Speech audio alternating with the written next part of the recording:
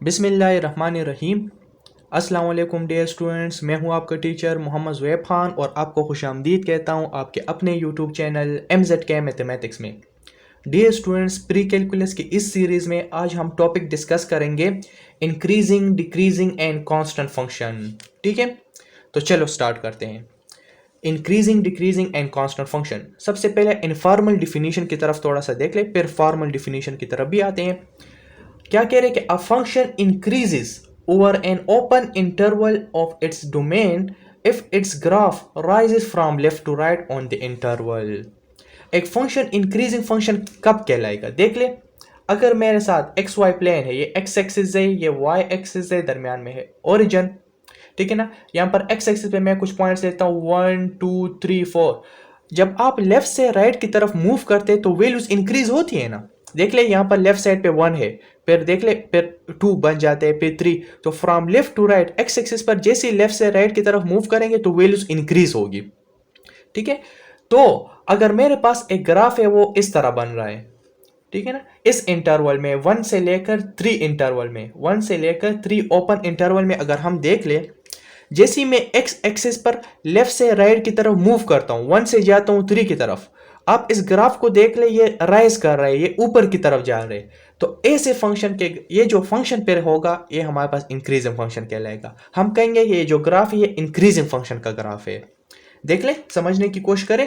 A function increases over an open interval of its domain if its graph, जब उसका graph क्या हो, rises, ऊपर की तरफ जा रहा हो, from left to right on the interval. जैसे ही हम उस इंटरवल में लेफ्ट से राइट की तरफ जाते हैं, यानी 1 से मैं 3 की तरफ जा रहा हूं और वो ग्राफ राइज कर रहा हूं, तो ऐसे फंक्शन को क्या कहेंगे, इंक्रीजिंग फंक्शन कहलाएगा। फिर क्या कह रहे, इट डिक्रीजेस, एक फंक्शन डिक्रीजिंग फंक्शन तब कहलाएगा over an open interval of its domain if its graph falls from left to right on the interval। for example, मैं x एक्सिस पर लेफ्ट से राइट की तरफ जा रहा हूं, 1 से 3 की तरफ मूव कर रहा हूं, लेकिन उसका जो ग्राफ है वो फॉल कर रहा है, वो नीचे की तरफ आ रहे, ऊपर से आ रहे नीचे की तरफ, ग्राफ फॉल हो रहा है ना। देख ले, ऊपर से नीचे की तरफ ये ग्राफ आ रहे हैं, तो फिर हम कहेंगे कि ये जो है फंक्शन है डिक्रीजिंग फंक्शन का ग्राफ है, ये ग्राफ डिक्रीजिंग फंक्शन का है। देख ले, if its graph falls from left to right on the interval, interval से लेफ्ट से राइट की तरफ अगर आप जाते और ग्राफ फॉल कर रहा हो तो वो क्या होगा, डिक्रीजेस कहलाएगा। फिर क्या कह रहे हैं कि इट इज कांस्टेंट, एक फंक्शन कांस्टेंट फंक्शन कब कहलाएगा, और N open interval of its domain if its graph is horizontal on the interval. अगर आप लेफ्ट से राइट की तरफ मूव कर रहे हैं लेकिन उसके नतीजे में ग्राफ हॉरिजॉन्टल ही बन रहा है, हॉरिजॉन्टल, ना ऊपर की तरफ जा रहे हैं, ना राइज हो रहा है और ना फॉल हो रहा है, तो फिर हम कहेंगे कि ये जो है कांस्टेंट फंक्शन कहलाएगा। ये क्या होगा, कांस्टेंट फंक्शन होगा। बात की समझ आ रही है ना। क्या मतलब सर, हमें समझ नहीं आ रही, चलो इसको एग्जाम्पल के जरिए समझते हैं। अच्छा, यहाँ पर देख ले, एग्जाम्पल के जरिए थोड़ा सा समझते हैं। हमें एक फिगर गिवन है, यहाँ पर देख ले, फंक्शन का ग्राफ देख ले, यहाँ से लेकर यहाँ तक ये ग्राफ देख रहे, बाय ऑब्जर्वेशन भी हम बता सकते हैं कि ये राइज कर रहे, ऊपर की तरफ जा रहे, तो ये इंक्रीजिंग फंक्शन का ग्राफ होगा। फिर हॉरिजॉन्टल लाइन आया हुआ है, मतलब यहाँ पर फंक्शन का ग्राफ ये कांस्टेंट है, ये कांस्टेंट फंक्शन कहलाएगा। फिर यहाँ से यहाँ तक अगर आप देख ले, ये नीचे की तरफ ये ग्राफ आ रहे, फॉल कर रहे, तो ये डिक्रीजिंग फंक्शन का ग्राफ होगा। बात की समझ आ रही है। अच्छा, किस इंटरवल में इंक्रीजिंग होगा, किस इंटरवल में डिक्रीजिंग होगा या कांस्टेंट होगा, तो इसको मैंने इन पॉइंट्स को हाईलाइट भी किया हुआ है, थोड़ा सा देख ले।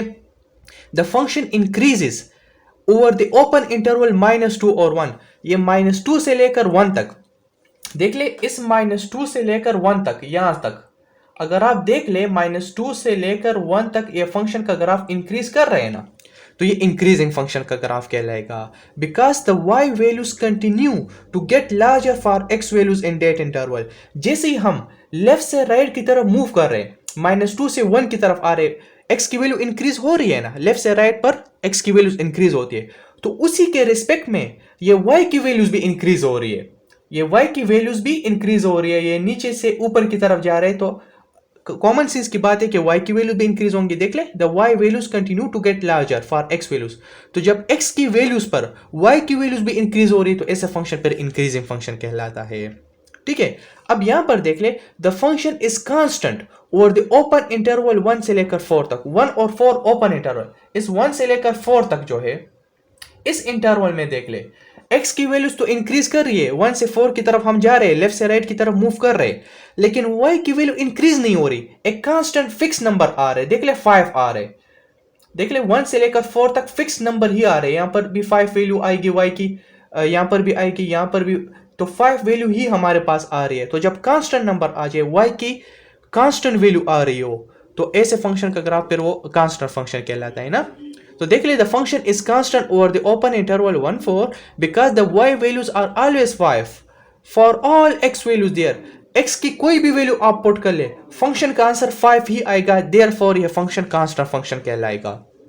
फिर देख ले the function decreases over the open interval 4 6, अब इस 4 से लेकर 6 तक इस इंटरवल में अगर आप देख ले ओपन इंटरवल, तो ये फंक्शन का ग्राफ फॉल कर रहे, नीचे की तरफ आ रहे, जैसे ही हम x की वैल्यूज इंक्रीज कर रहे, लेफ्ट से राइट की तरफ जा रहे, लेकिन y की वैल्यू डिक्रीज हो रही, कम होती जा रही, नीचे की तरफ आ रही है, मुसलसल कम होती जा रही। जब x की वैल्यू इंक्रीज कर रही हो और उसके रिस्पेक्ट में y की वैल्यू डिक्रीज आ रही हो, तो ऐसा फंक्शन फिर डिक्रीजिंग फंक्शन का ग्राफ कहलाएगा, ये फिर डिक्रीजिंग फंक्शन होगा, ठीक है ना। वो ग्राफ डिक्रीजिंग फंक्शन का ग्राफ कहलाएगा, ऐसे फंक्शन को डिक्रीजिंग फंक्शन कहते हैं। The function decreases over the open interval 4 6 because in that interval the y values continuously get smaller, y value मुसलसल कम आ रही है, स्मॉल आ रही है, यानी देख ले यहाँ पर 4 और 6 के ओपन इंटरवल, यहाँ पर कोई वैल्यू आप ले ले, इसको फंक्शन में पुट कर ले, y equal to F of X में पुट कर ले, इससे कुछ आंसर आएगा।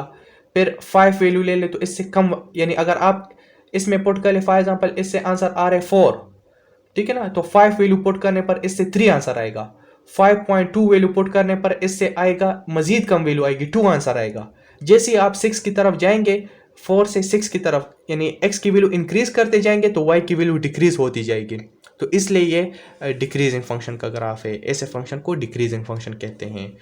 तो ये तो इनफॉर्मल डिफिनीशन थी, अब थोड़ा सा फॉर्मल डिफिनीशन की तरफ हम आते हैं। अच्छा जी, फॉर्मल डिफिनीशन की तरफ देख ले, suppose that a function f is defined over an interval, over an open interval i and x1 and x2 are in i, यानी हमने कोई दो पॉइंट्स लिए x1 और x2 जो उस इंटरवल i में बिलोंग करते हैं, ओपन इंटरवल है i, उसमें ये दो पॉइंट्स है। अब देख ले एक फंक्शन कब इंक्रीजिंग फंक्शन कहलाएगा, f increases over open interval i if when ever x1 less than x2 f of x1 less than f of x2, जब f of x1 less than f of x2 आ जाए तो ऐसे function को हम क्या कहेंगे, इंक्रीजिंग फंक्शन होगा। देख ले ये मेरे पास xy प्लेन है, ये x एक्सिस है, ये y एक्सिस है, ओरिजिन है। यहाँ पर ओपन इंटरवल में हमने दो पॉइंट्स लिए, एक x1 है, दूसरा लिया है x2। फंक्शन का ग्राफ इस तरह बन रहा है, यानी ये x1 इस फंक्शन में पुट करने पर आपके पास आंसर आ रहा है f of x1, ये x2 इस फंक्शन में पुट करने पर आपके पास आंसर आ रहा है f of x2। तो देख ले जैसे आप लेफ्ट से राइट की तरफ मूव कर रहे, x1 लेस देन x2 है ना, यानी यहाँ पर x1 की वैल्यू आप 1 ले ले, x2 की वैल्यू 4 ले ले, तो 1 इज लेस देन 4, यानी लेफ्ट से राइट पर वैल्यू इंक्रीज हो रही है, ठीक है। अब यहाँ पर देख ले ये जो फंक्शन है इस x1 और x2 के रिस्पेक्ट में देख ले f of x1 और f of x2 जो आ रहे हैं, तो यहाँ पर f of x1 की वैल्यू आप ले सकते हैं फॉर एग्जांपल 2 और यहाँ पर ले सकते हैं 6, तो 2 इज लेस देन 6 है ना, तो देख ले ये फंक्शन का ग्राफ इंक्रीज होगा। जब f of x1 less than f of x2 आ जाए तो मतलब है कि इंक्रीजिंग फंक्शन है, उस फंक्शन का ग्राफ ऊपर की तरफ आएगा। देख ले function increases over open interval i if whenever x1 less than x2 f of x1 less than f of x2। जब ये x1 वैल्यू फंक्शन में पुट कर ले और ये x2 वैल्यू फंक्शन में पुट, तो f of x1 कम आएगा f of x2 से, यानी यहाँ पर वैल्यू आएगी 2, यहाँ पर आएगी 6, तो 2 इज लेस देन 6, मतलब ये है कि पहले 2 वैल्यू आ रही है फिर 6 आ रही है, तो फंक्शन का ग्राफ ऊपर की तरफ जा रहे, ऊपर की तरफ जा रहे। अगर ये ग्रेटर देन आ जाए, पहले वैल्यू ज्यादा आ जाए फिर बाद में कम आ जाए, पहले ज्यादा आ रही है फिर कम आ रही है, तो ग्राफ नीचे की तरफ आएगा ना, फिर वो डिक्रीजिंग फंक्शन का ग्राफ कहलाएगा। देख ले function decreases over open interval i if whenever x1 less than x2, यानी जब लेफ्ट से राइट की तरफ हम मूव कर रहे हैं f of x1 greater than f of x2 आ रहे हैं। क्या मतलब सर, देख ले ये मेरे पास x1 है और ये x2 पॉइंट है, अब यहां पर ग्राफ इस तरह बन रहा है, यानी इस x1 को अगर आप फंक्शन में पुट कर ले तो आपके पास आ रहा है f of x1, इस x2 पॉइंट को फंक्शन में पुट करने पर आपके पास आ रहा है f of x2। तो देख ले x1 वैल्यू पुट करने पर आपके पास वैल्यू ज्यादा आ रही है, ज्यादा वैल्यू आ रही है ना, यानी यहाँ पर आपके पास 5 आंसर आ रहे, x2 पॉइंट पुट करने पर आपके पास 2 आंसर आ रहे, तो 5 इज ग्रेटर देन 2, यानी ऊपर से नीचे की तरफ हम आ रहे।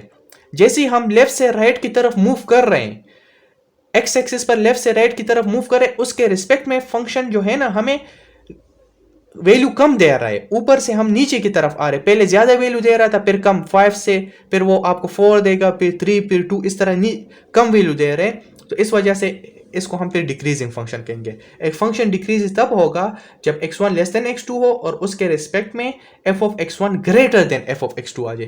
पहले वैल्यू ज्यादा आ जाए, दूसरी कम आ जाए, मतलब ऊपर से नीचे की तरफ आ रहे, तो ये डिक्रीजिंग फंक्शन होगा। ठीक है। फिर कांस्टेंट फंक्शन क्या होता है? Function is constant if for every x1 x2, कोई भी आप पॉइंट ले ले, लेकिन फंक्शन का सेम ही आंसर आ रहा है, f of x1 equal to f of x2 आ रहे। यानी आप यहां पर x1 पॉइंट ले ले, यहां पर x2 ले ले, x1 को फंक्शन में पुट करने पर आपके पास आंसर आ रहे 5, x2 को पुट करने पर फिर भी आपके पास यही 5 आंसर आ रहे, तो इस तरह एक हॉरिजॉन्टल लाइन बनेगा ना। तो फिर हम इसको कहेंगे कि ये कांस्टेंट फंक्शन है जब f of x1 equal to f of x2 आ जाए। चाहे x1 वैल्यू फंक्शन में पुट कर ले, चाहे x2 पुट कर ले, या जो भी आप ले ले, दरमियान में कोई ले ले, फॉर एग्जांपल x3 पॉइंट ले ले दरमियान में, तो फिर भी इस पर भी आपके पास सेम आंसर आ रहे। यानी यहां पर देख ले f of x1, f of x3 और f ऑफ x2 तीनों बराबर आ रहे, तीनों का आंसर 5 5 आ रहे, तो इस वजह से फिर ये हॉरिजॉन्टल कहलाएगा। ठीक है, तो ये फॉर्मल डिफिनीशन है और इंतहाई आसान है। तो ये था हमारे पास increasing function, decreasing function and constant function. तो मैं उम्मीद करता हूँ कि आपको आज के लेक्चर की कंप्लीट समझ आ गई होगी। फिर भी कोई क्वेश्चन हो, किसी डिफिनीशन की समझ ना आई हो, किसी स्टेप की समझ ना आई हो, तो बिल्कुल आप कमेंट सेक्शन में पूछ सकते हैं। आज के लिए इतना काफ़ी है, फिर मुलाकात होगी नेक्स्ट लेक्चर में। तब तक के लिए wish you all the best. Thank you. अस्सलाम वालेकुम।